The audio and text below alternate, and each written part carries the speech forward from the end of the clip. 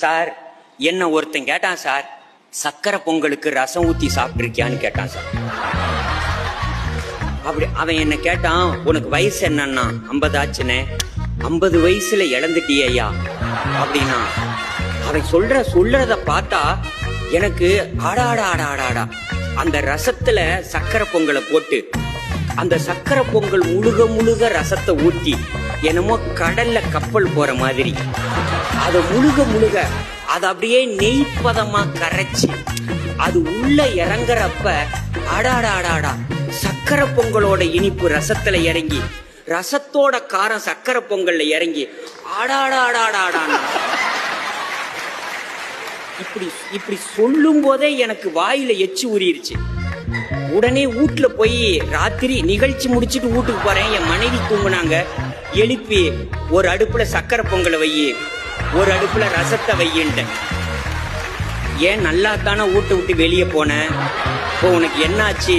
1 மணிக்கு வந்து ரசம் வையி சக்கரை பொங்க வையுங்கிற, ஏன் இப்படி வீட்டுல பொங்க வைக்கிற 1 மணிக்கு?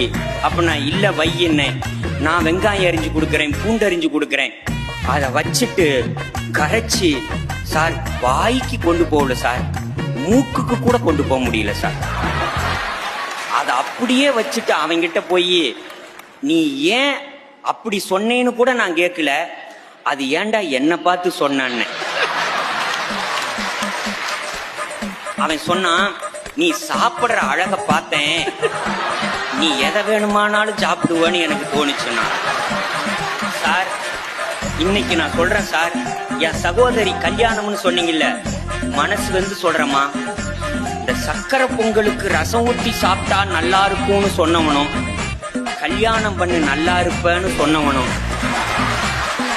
2 பேரும் ஒண்ணுதான் சார். அவன் நல்லா இருந்தெல்லாம் சொல்லல, நமக்கு ஒருத்தன் சொன்னா நாம சீப்படுறோம், நாம ஒரு 4 பேத்துக்கு சொல்லுவோமே அப்படின்னு தான் சார் சொல்றான்.